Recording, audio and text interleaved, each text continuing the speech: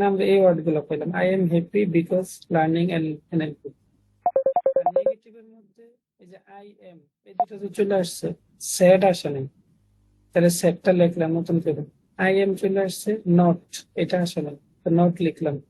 Learning NLP ওইটা চলে আসছে, তাহলে এই হলো আমাদের ভোকাবুলারি। এটা তো সবার ক্লিয়ার? হ্যাঁ ভাই, এটা ক্লিয়ার। আচ্ছা, তারপরে হলো এখানে পজিটিভ ফ্রিকোয়েন্সি। সেইখানে এই যে আই যে ওয়ার্ডটা, এটাই পজিটিভ টুইটের মধ্যে কয়বার আছে এটা কাউন্ট করতে হবে, যে 1 2 3, তাহলে পজিটিভ ফ্রিকোয়েন্সি 3। আইটা নেগেটিভের মধ্যে কয়বার আছে, 3, এটাও 3। এম এখানে আছে 3 বার, এখানেও আছে 3 বার। তারপরে হ্যাপি এখানে আছে 2 বার, আর এখানে একবারও নাই, এজন্য হ্যাপির ক্ষেত্রে এখানে 0। তারপরে বিকজ, বিকজ এখানে একবার আছে, এখানে নাই, এটাও 0। তারপর লার্নিং 2 জায়গায় আছে একবার করে। তারপরে এনএলপি, এনএলপি এখানে একবার, এখানে একবার। স্যাড, এটাতে স্যাড একবারও নাই, এজন্য 0। ওইটাতে আছে 2 বার, এই যে আই এম স্যাড আর লাস্টে স্যাড, এটা 2 বার। তারপরে নট, নট এখানে 0 আর এখানে একবার আছে, তাহলে আমরা ওইভাবে ইয়েটা লিখলাম সেন্টেন্স থেকে। আচ্ছা ভাই, ওই উপরে লেখাগুলো তো লেখা দরকার নেই, ডাইরেক্ট আমরা সঙ্গে চলে যাবো না? ডাইরেক্ট এটা লিখলে মানে ওই you have to encode is tweets, এগুলো তো লেখা, টুইট এজ এ ভেক্টর, এগুলো তো দরকার নেই। ডাইরেক্ট আমরা ওটার উপর অ্যান্সারে চলে আসবে, ভোকাবুলারি অংশ। লিখলে হবে আশা করি। তারপর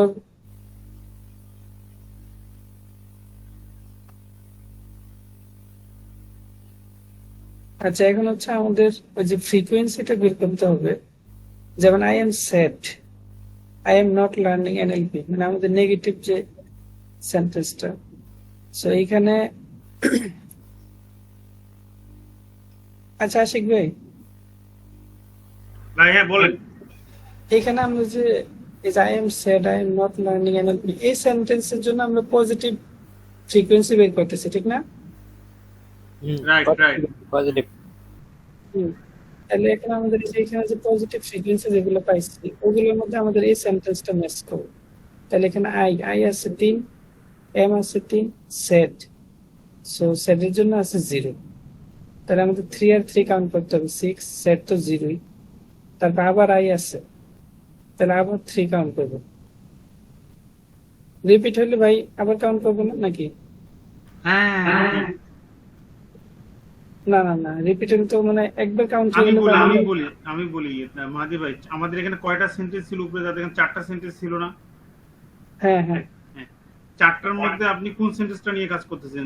মোস্ট প্রবাবলি 3 নম্বর সেন্টেন্স, দেখেন তো। হ্যাঁ হ্যাঁ, 3 নম্বর। হ্যাঁ, 3 নম্বর সেন্টেন্সে কোনটা কতবার আছে সেটা আপনি কাউন্ট করবেন, কাউন্ট করে আপনি সাম করবেন। হ্যাঁ, তো আমি বলতেছি যে আই তো আমরা একবার কাউন্ট করলাম, 3 আছে, এম আছে 3, তো এরপর হুম, তো আবার আই এম রিপিট হয়েছে, রিপিট হলে তো আমরা কাউন্ট করবো না, একবার তো কাউন্ট করে ফেলছি। না কাউন্ট তো করে ফেলছে, করার দরকার নেই। হ্যাঁ, তাইলে এরপরে আসে নট, তো নট আছে আমাদের 0 বার পজিটিভে। হুম, লার্নিং এটা আছে একবার, তাহলে 3 এ 3 6, 6 রেখে 7, আর এনএলপি আছে একবার, 7 রেখে 8। হুম। তাহলে এই সেন্টেন্সের জন্য আমাদের পজিটিভ ফ্রিকোয়েন্সি হলো 8। কেউ কোনো কথা বলেন না কেন? একইভাবে এখন নেগেটিভটা বের করি। হুম হুম, হ্যাঁ রাইট। হ্যাঁ, এখন ওই সেন্টেন্সের জন্য নেগেটিভ বের এখন করবো। ভাই ওখানে কি সূত্রটা লিখতে হবে নাকি ডাইরেক্ট আমরা 8 11 লিখে দিলে হয় না? ডাইরেক্ট লিখলে হবে, তো সূত্রটা আমার মতে লিখলে ভালো। সূত্রটা ফির মুখস্থ করে ডাইরেক্ট বাজে। মুখস্থ করা ভেজাল আসলে। ডাইরেক্ট x ইকুয়াল টু 11 লিখে দিলাম। বুঝতে পারেন, সমস্যা নেই, এটা সমস্যা হবে না।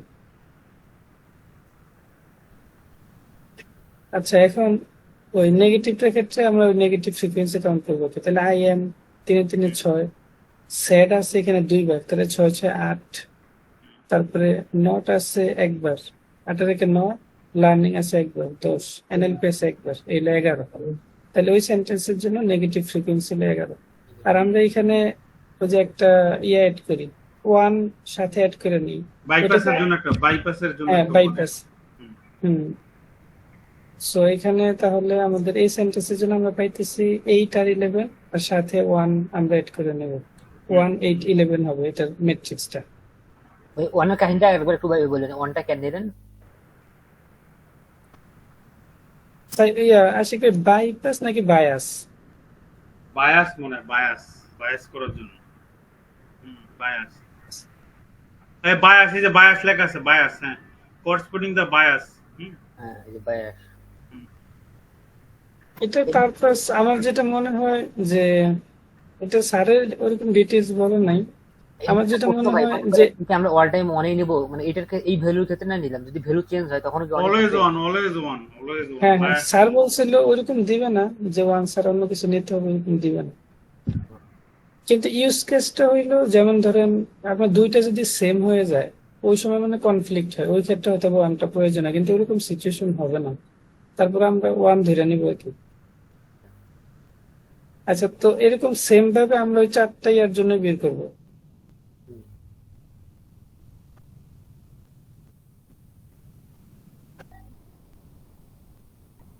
এই যে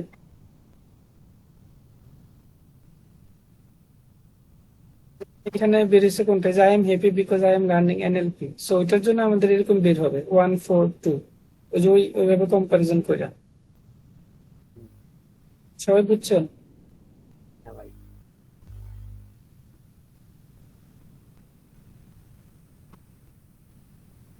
তারপরে আমাদের ওই যে ইয়াটা বের হবে, এখানে যে ভ্যালু গুলো বের হবে এইভাবে আমরা ম্যাট্রিক্স আকারে লিখবো, লেখার পরে ওইটার সাথে আমাদের মাল্টিপ্লাই করতে হবে। আহ, এই যে এটা মাল্টিপ্লাই করতে হবে, এটা কেন কি বলে আশিক ভাই, এটারে কি বলে? এই ম্যাট্রিক্সের না না, এটার একটা নাম আছে। এই যে আমাদের এইখানে ম্যাট্রিক্স এর ফর্মে নেওয়ার পরে এই যে ধরেন এখানে একটার জন্য 142 বেরোলো, আর একটার জন্য 1811 বেরোলো, এরকম চারটা তো আমরা এখানে বসাবো, বসানোর পরে এটার সাথে মাল্টিপ্লাই করতে হবে না? ওটা কি লজিস্টিক রিগ্রেশন বলে নাকি, যেটাকে ওয়ান তারপরে যে এই ভ্যালুটা আমি তো খাতায় উঠে নেই, মনে পড়তেছে না এটা।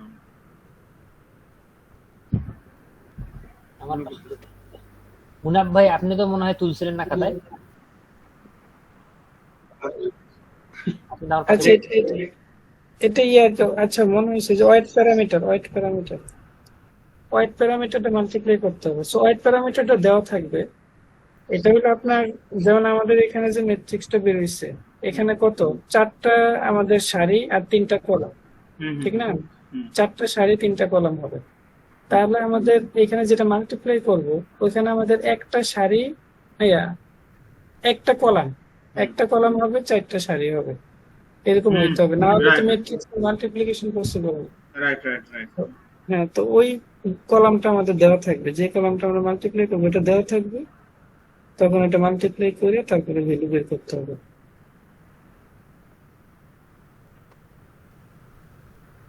এই যে এরকম ভ্যালু দেওয়া থাকবে, চারটা হলে চারটা, মানে যতটা আমাদের দরকার আর কি। 4x1 ম্যাট্রিক্স, 4x3 হইলে তখন আমাদের হবে 1x4, 1x4 ম্যাট্রিক্স দরকার হবে।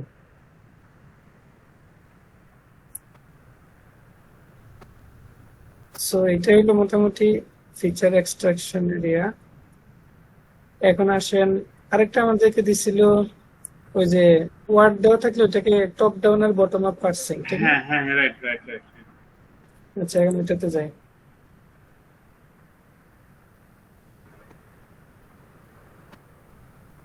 যেখানে একটা সেন্টেন্স নিয়ে কাজ করি তাইলে হবে।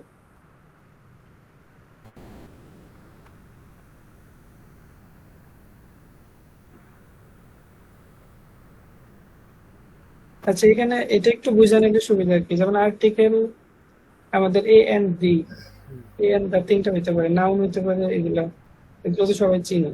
আর নাউন ফ্রেজ বলতে বোঝায় আর্টিকেল প্লাস নাউন অথবা আর্টিকেল প্লাস অ্যাডজেক্টিভ নাউন, এগুলো মিলে হয়েছে নাউন ফ্রেজ হয়। ভার্ব তো ভার্বই, আর ভার্ব ফ্রেজের ক্ষেত্রে নাউন ফ্রেজ প্লাস ভার্ব অথবা ভার্ব প্লাস নাউন ফ্রেজ, এগুলোর কম্বিনেশনে ভার্ব ফ্রেজ হয়। আর অ্যাডজেক্টিভ তো আমরা চিনি। সো এখন আমাদেরকে ধরেন এই যে একটা সেন্টেন্স দেওয়া আছে, the bird ticks the grains. So এখানে দা এটা হচ্ছে আমাদের ডিটারমিনেন্ট, বার্ডটা কি নাউন। সো এইভাবে ধরুন আমি বটম,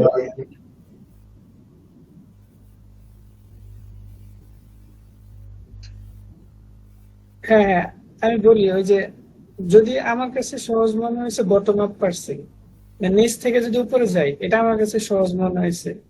সো এটা হইলো যে প্রথমে সেন্টেন্সটা লিখবো, যে the bird picks the grain, এটা লিখলাম। লেখার পরে দা মানে কি, এটা কি ডিটারমিনেন্ট, বার্ড মানে কি, এটা নাউন, তাহলে ডিটারমিনেন্ট আর নাউন আমি লিখলাম। পিক্স এটা হচ্ছে ভার্ব, দা এটা ডিটারমিনেন্ট, আর গ্রেনস এটা হচ্ছে নাউন।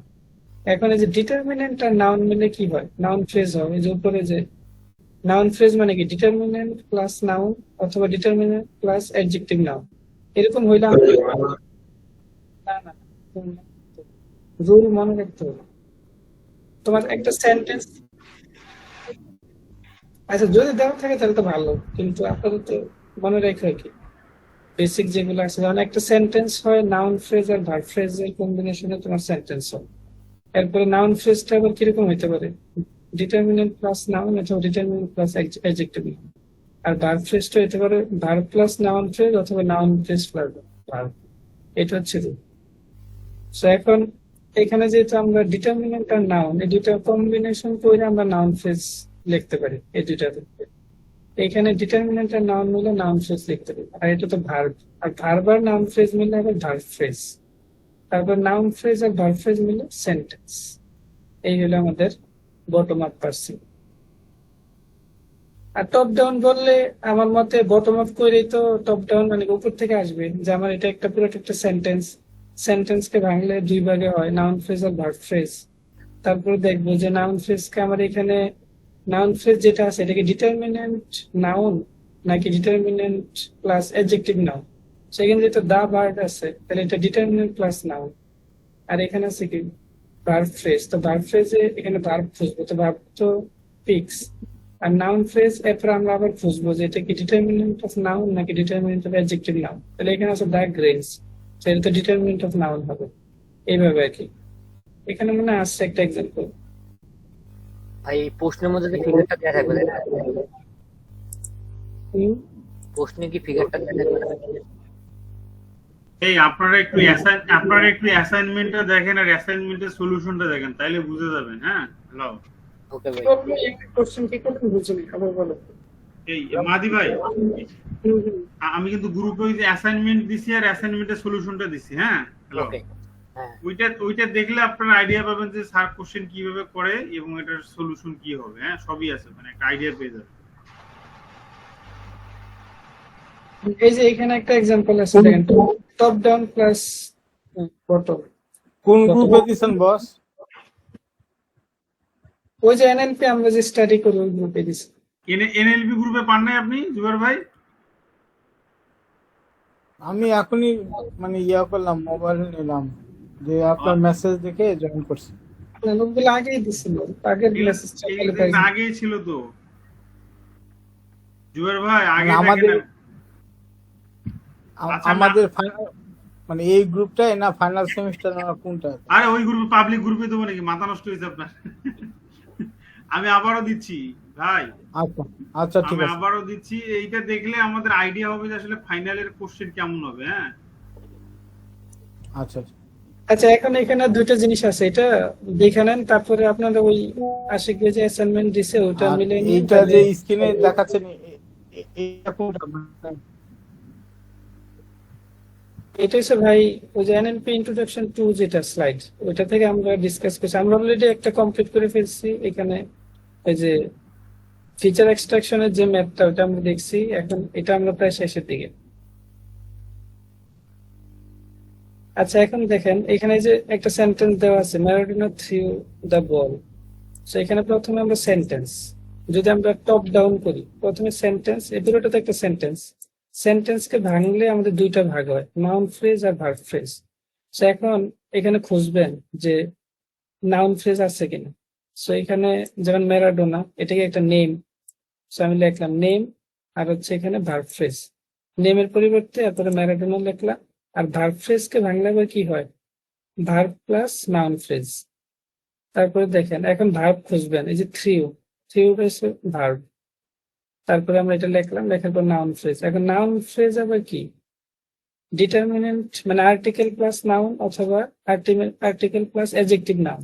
সো এখানে আছে কি দা বল, সো দাটা হচ্ছে আর্টিকেল আর হচ্ছে এটা নাউন। তাহলে এখানে আমরা আর্টিকেল নাউন লিখলাম, আর্টিকেলের পরিবর্তে দা আর নাউনের পরিবর্তে বল। এটা হচ্ছে টপ ডাউন। আর বটম আপ তাহলে উল্টা হবে, আগে আমরা সেন্টেন্স লিখবো ম্যারাডোনা থ্রু দ্য বল, তারপরে ম্যারাডোনা মানে কি নেম, আর বাকি যেটা আছে সেন্টেন্স ওটা ঠিক থাকবে থ্রু দ্য বল। তারপর থ্রি কি ভার্ব, দা বল ঠিক থাকবে, দা মানে কি আর্টিকেল, বল, আর তারপরে বলের পরিবর্তে নাউন লিখবেন। তারপর হচ্ছে আর্টিকেল নেম মানে কি, এটা নেম ফ্রেজ। তারপরে ভার্ব আর আর্টিকেল প্লাস নাউন মানে হচ্ছে নাউন ফ্রেজ। তারপর ভার্ব আর নাউন ফ্রেজ মিললে ভার্ব ফ্রেজ হয়। তাহলে কি নাউন ফ্রেজ আর ভার্ব ফ্রেজ মিললে আবার সেন্টেন্স। তাহলে আমরা এস থেকে শুরু করছি, আবার শেষে এস পাইছি। এটা হচ্ছে আপনার বটম আপ পার্সন। সেইগুলো আমাদের মোটামুটি ডিসকাশন। এখন ওই যে আশিক ভাই যে অ্যাসাইনমেন্ট দিয়েছে ওটা আপনারা দেখেন, তাইলে হয়ে যাবে। আমি আগে প্রিপারেশন নিই না, এখন জাস্ট দেখলাম আর ক্লাসে যেটা বুঝছিলাম এটা মোটামুটি রিকল করছি এতটুকু। আশিক ভাই ঠিক আছে তো নাকি? হ্যাঁ ভাই, ভাই থিওরি কিছু কি আসতে পারে, থিওরি টাইপের কিছু? মনে হয় না দেবে, তবে ডেফিনেশন দেখতে পারেন এখানে। এই যে রিকার্সিভ ট্রানজিশন নেটওয়ার্ক কাকে বলে, তারপরে সিএফজি কনটেক্সট ফ্রি গ্রামার, এগুলো ডেফিনেশনটা দেখতে পারেন। আর এখানে এইটা কি সাদা সাদা এটা লাগবে নাকি, সাদা যেটা বের করলেন একটু আগে ওইটা লাগবে? এই পেজটা এইটা এইটা। হ্যাঁ হ্যাঁ হ্যাঁ, এটা তো এমনি আপনার রুল মনে রাখার জন্য এটা দরকার। তারপরে এখানে এই যে পার্সিং এর এটা দেখতে পারেন, পার্সিং ফিগার দিতে পারেন, থিওরি মানে দিবেন এই ইয়াতে। এটা দেখলে দেখে নাকি যে এটা দিবে ডিফিকাল্টিস ইন এনএলপি টার্মিনোলজি, যে এগুলো ইম্পর্টেন্ট বেশি। ফনোলজি কি, মরফোলজি কি, লেক্সিম, সিনট্যাক্স। আর থিওরি তো যার যার মতো দেখতে পারবেন, ওটা দেখেন সময় পাইলে আর কি। না ব্যাপারটা হচ্ছে যে মানে স্যার কি